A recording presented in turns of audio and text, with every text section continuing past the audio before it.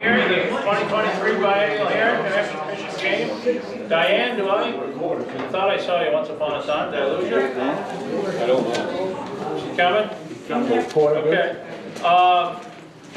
Some of you, I think most of you probably all realize that we lost one of our friends this year. Outstanding biologist who worked for this department for 47 years, I believe.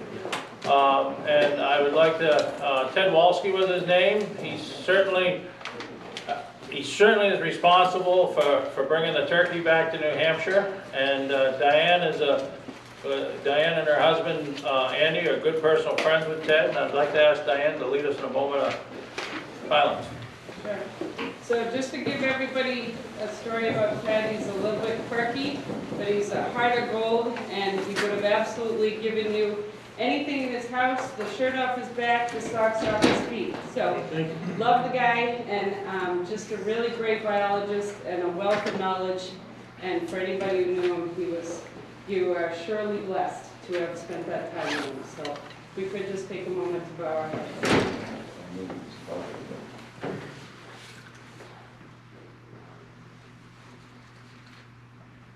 Rest in peace, Ted. Thank you.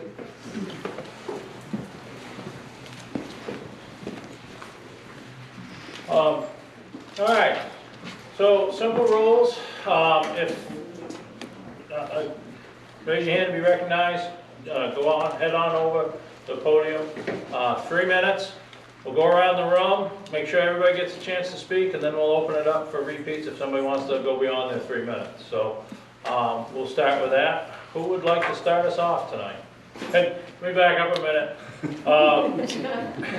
Just remind folks, we're not here talking about wildlife seasons. We do that when we're doing the wildlife rules, so hopefully your comments will have something to do with something other than wildlife seasons. But we won't shut you down. We'll at least give you the 3 minutes. So, who would like to go first? Yes, ma'am. If you could tell us who you are and where you're from. Joan O'Brien, I'm from Amherst, and in the fall there was a discussion here among the commissioners about lead ammunition, and I think there was this demo by U.S. Fish and Wildlife to show that non-lead ammunition was just as effective at doing the job as lead ammo. And I hope that the purpose of that demo was to suggest that people move away from the lead ammo. And I'm hoping that the commission or the department can maybe do a study to figure out how they could incentivize hunters to make that switch, maybe look at what other states are doing. And I think that would be a great thing for the wildlife and also for the people who might be ingesting lead in their meat.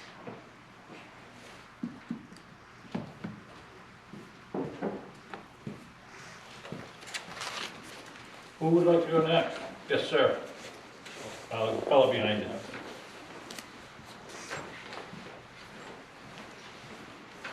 Good evening.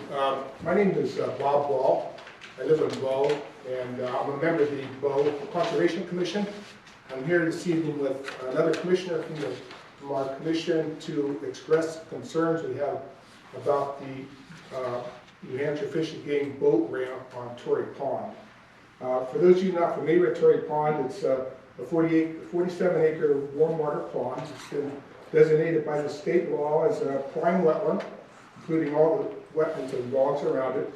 The outlet from Torrey Pond flows into Turkey Pond and then comes back into Bow through the Turkey River.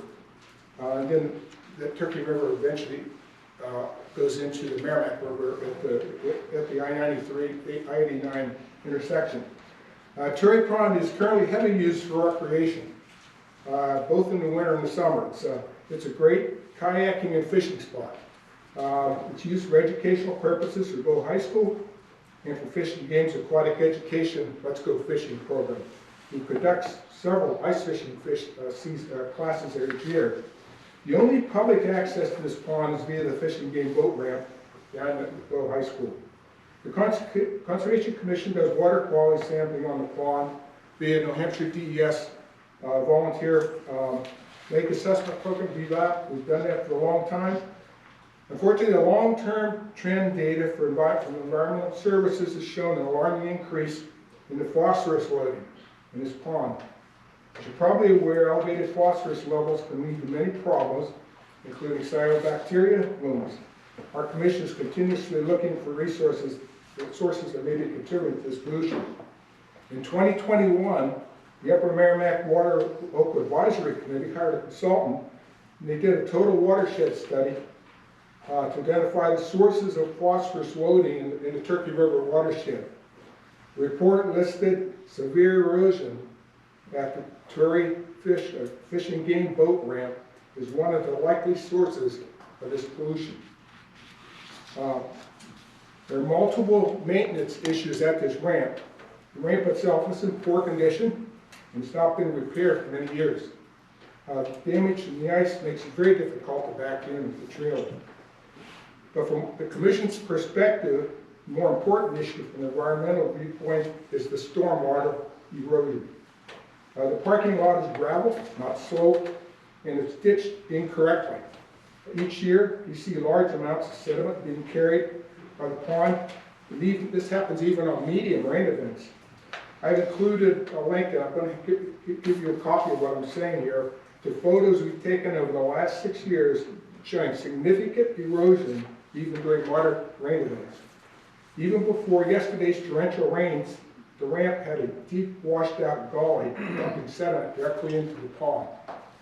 I didn't get over there today, but I'm afraid to see what happened after our rains yesterday. The Commission's contacted Fish and Game numerous times about this issue over the last 6 years and heard the project is being considered for repair and it's somewhere in the queue to be fixed. We understand that funding and limitations make it difficult to keep all the ramps properly maintained. I personally do a lot of fishing all over the state, and I really appreciate all the boat access places you've provided for the public. You've created some very nice places for fishermen to access our beautiful lakes.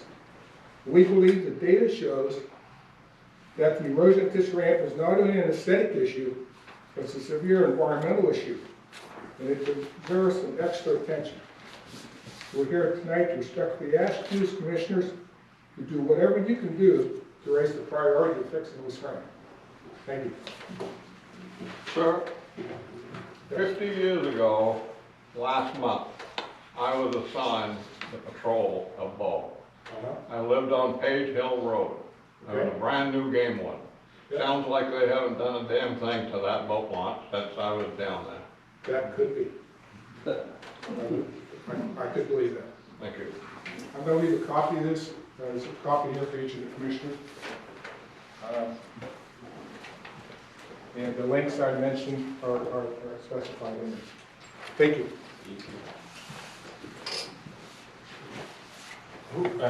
Well,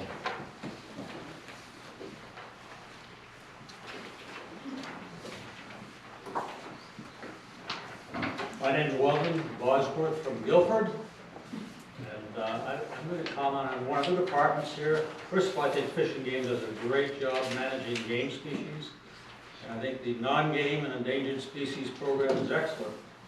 However, the manager of fur-bearing predators lacks the scientific rigor that these other departments do.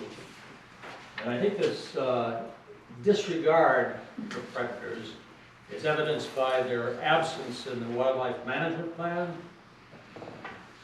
or the big game plan or the game management plan. And I ask yourself, why is this so? I think you all know in the past, in the 1800s and the early 1900s, predators historically have been classified as varmints. Basically nuisance species that had essentially no bag limits and very long seasons. Well, I don't think things have changed that much here at Fish and Game. There's a huge disparity in seasons and bag limits. Big game has short seasons, very limited bag limits, and a duty to report how many were taken out of the population. On the other hand, our fur-bearing predators have long seasons. Many of the fox species, the raccoons and so forth, there's 7 species for hunting, 2.5 months for trapping. Otter have 7 months for trapping. Coyotes have 12 months for shooting, 5 months for trapping. And none of them, right now, with the exception of the fisher, have any bag limits. How does that compare? Secondly, the comments by some of the commissioners here on the predators being vicious killers without moral compasses, I mean, that sort of testifies to the fact that we're not managing or we're not thinking about these animals as part of our wildlife paradigm. The blind eye to killing contests, the unrestricted varmint shooting where people buy electronic calls set up at night in some cases, or even in the daytime, shoot anything that comes by. The fact that people out hunting other game can incidentally take many of the varmints if they're in season, and perhaps they are for the 7 months that they're open. And just earlier today, denying any petitions that seek to moderate the unlimited killing of species, in this case the coyote.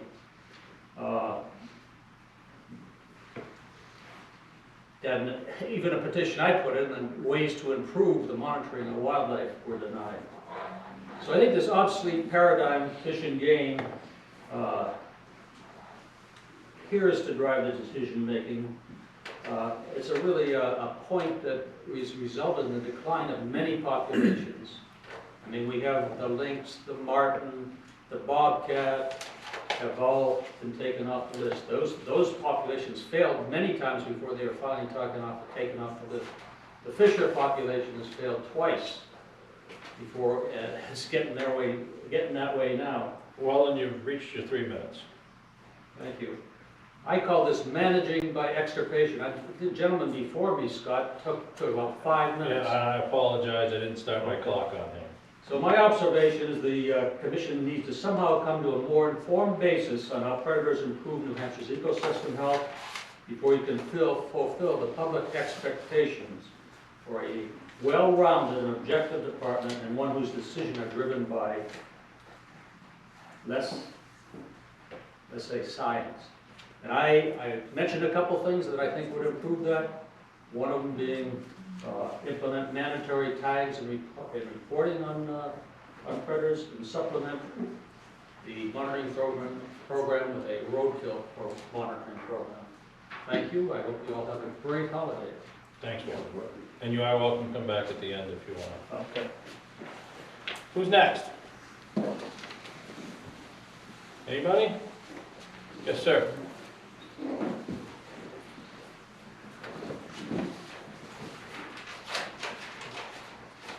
Good evening.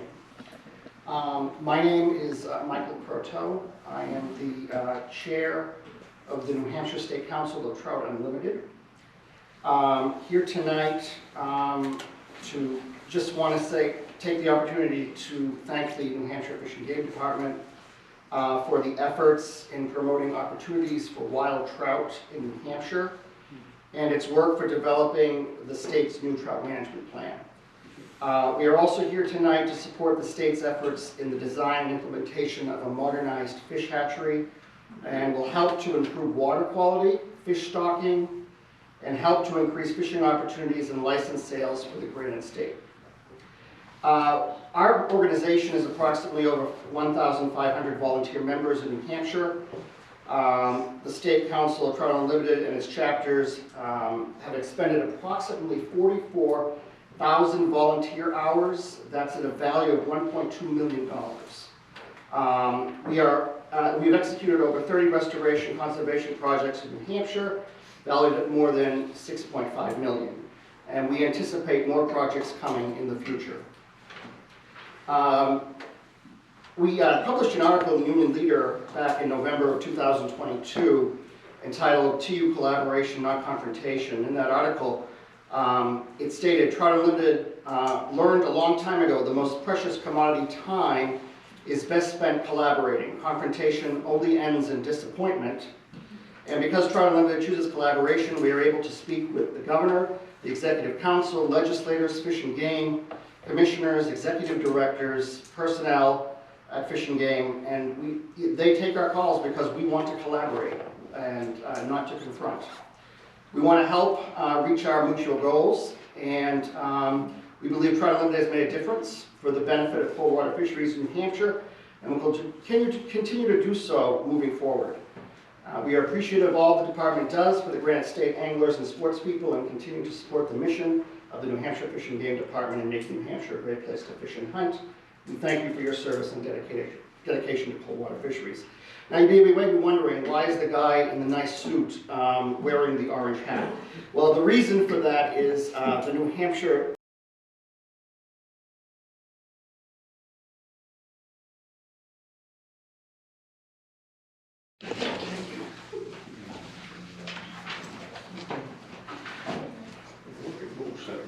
Steve Andrews, Center Conway, just to keep it on a fisheries bent.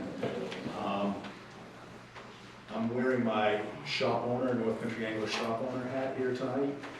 And what I'd like to say to the commission is that in regards to New Hampshire's fisheries, in light of the modifications that we're going under right now with the hatcheries, we're entering a very unique time. We're entering a time where we'll have state-of-the-art hatcheries. We're entering a time where inland fisheries has done the background work to identify wild trout waters. And with all of these points, I think it's time that we also modernize the fishing regulations. And what I mean by that is there's going to be waters that won't hold a 5-fish, 5-pound limit. There won't be waters that can have people take trout over 16 inches in size, or we lose our trophy fisheries. So I would ask that the commission, during this next 2-year period, perhaps put together a subcommittee to look at the modernization of our fishing laws and make them a little bit easier and a little more not only angler friendly but fish friendly. Thank you. Thanks, Steve. Anybody else? Yes, sir. Good afternoon, my name is Larry Tour from Hadbury, New Hampshire. I hunt, fish, and trap. I love the outdoors, and I'm very thankful for what the commission does and appreciate what you guys do. One thing I'd like to ask the commission is, right now there is no management plan for bobcat, and in the future, do we plan on managing bobcat? And I believe we should be managing bobcat.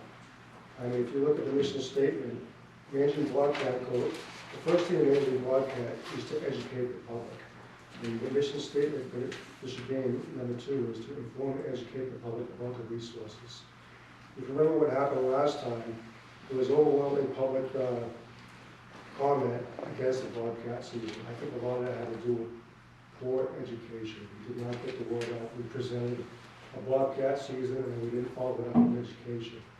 If you look at the moose hunt didn't start until we did education. We educated the public about the accidents and further on. We need to do the same thing. We have plenty of data on the bobcat. We need to educate and we need to have a management plan. That's my biggest thing. Another thing just to consider is, many years ago, Mark Ellingwood suggested, it wasn't brought up as a formal thing, but he suggested that any nuisance wildlife, if you're a wildlife patrol operator, that he wanted to stop us. Oh, I can finish later on. No, go ahead, Alan. He wanted us, right now you can relocate wildlife with the permission of a landowner. He wanted us to stop that. He wanted us to destroy it, put down every nuisance wildlife animal and not be able to move it to a different location, because he said their chances of survival are like nil. And we have a lot of rabies vector species, raccoon, bobcat, just to name a few, skunk. There's a lot of people that just go out, don't get a license on their own property to go out and trap and move these animals without permission. It's just happening everywhere. And so that's just another thing to consider. Thank you very much.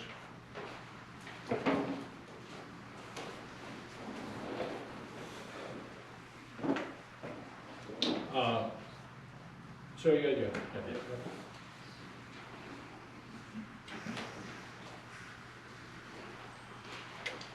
Good evening all. My name is Sean Trimble. I'm from Goffstown. I'm also a property owner up in Pittsburgh. And I'm the treasurer and habitat, event coordinator for the Rough Grouse Society here in New Hampshire. And there's a couple items I'd just like to bring up, both as an individual citizen and as a member of the Rough Grouse Society. The first is we'd like to express our appreciation for the work the commission has done, the department's done on the Glover Farm, WNMA up north. Really appreciate the work there. The bigger issue, our concern is with the carbon sequestration, carbon credit land transfers that are going on predominantly up in the North Country, and ask that the department reassess the management strategy for the 31,000 acres it manages north of the Notches, specifically in light of the significant loss of early successional habitat for the neighboring properties to that 31,000 acre. And kind of piggyback on that, I know with the, we'd like for the department also ask that, where it makes sense for the department to weigh in at public hearings on the detrimental impact for wildlife in the state on the carbon credit, the carbon sequestration, and the lack of management for those forests.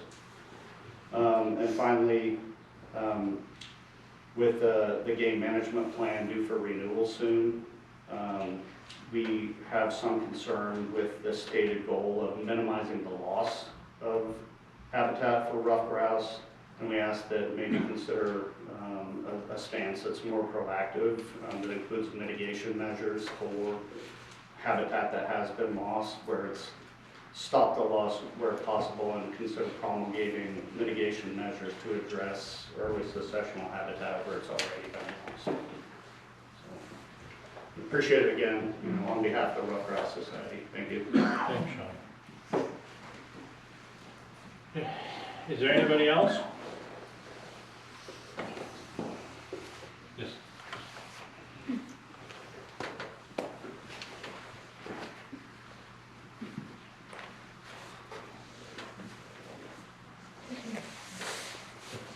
Hi, my name is Christina Snyder. I'm from Chester. And along the lines of, there's some discussion on fishing, it just brought up to mind, I don't fish. However, there's a couple properties in the town that I live in with they're very heavily used recreational fishing areas, which is very good. We like to see people get out there and use the properties. However, the problem that we come across is even with tubes set up to recycle your monofilament fishing line, we still find it everywhere. There's trees all year long that look like Christmas trees with tinsel. There's lures, there's hooks, and when I go onto the department's website, I don't see anything anywhere, at least not easily accessible, that discusses the harm that leaving this stuff out in the environment can do. And I don't think anyone wants to see a bald eagle with a fish hook in its mouth, or baby nestlings wrapped up in a fishing line. I don't think anyone wants to see that, and it might just be a lack of communication, but maybe if there's a further education effort put out there about how harmful this stuff is out in the environment and the damage that it can do to wildlife, and the fact that this fishing line doesn't biodegrade, and maybe push some of these recycling tubes and push and maybe give incentives for anglers and fishermen to recycle it. I just think it would be good it would be a win for all the wildlife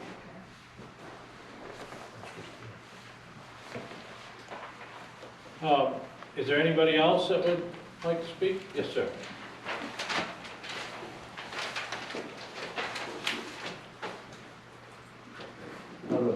My name is Dan Dockland, and I'm a lifelong resident of Belknap County. Currently live in Gilmanton. I'm probably one of the few dinosaurs in the room, but I'd like to express my board's confidence in the New Hampshire Fish and Game Department.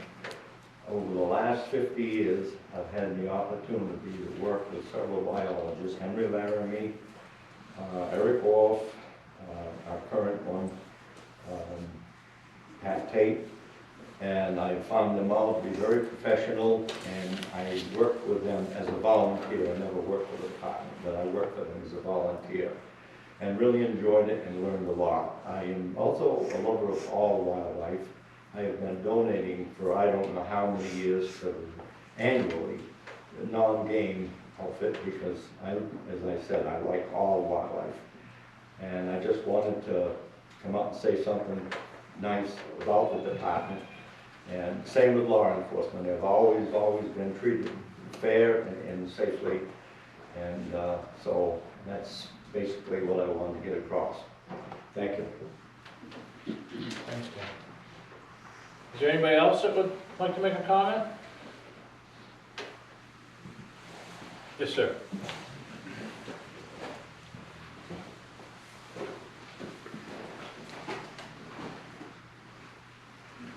My name's Russ Edwards, and I'm from Croydon, New Hampshire.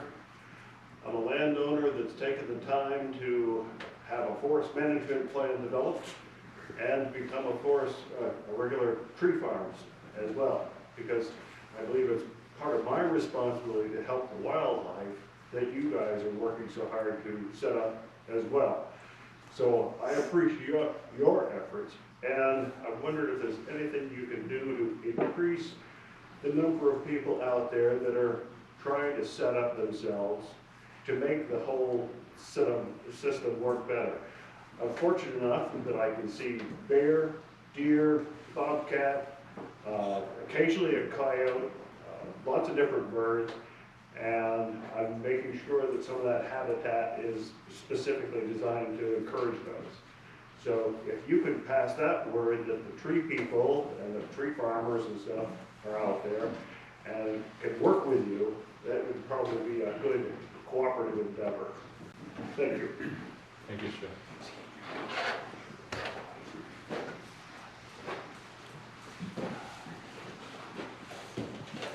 Does anybody else have anything they'd like to say? You're an employee. So I just wanted to take 2 seconds and just say thank you to my Trout Unlimited friends, and let folks know that despite my Region 1 biologist going back to South Carolina, we're very sad about it. We are pushing forward with the management plan, and this equipment will definitely be used to help analyze and collect data to make things better fisheries-wise in New Hampshire.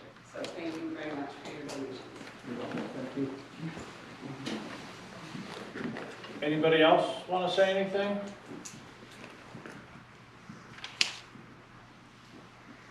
Going once? Going twice? Well, thank you all for showing up tonight. Appreciate your time. Thank you.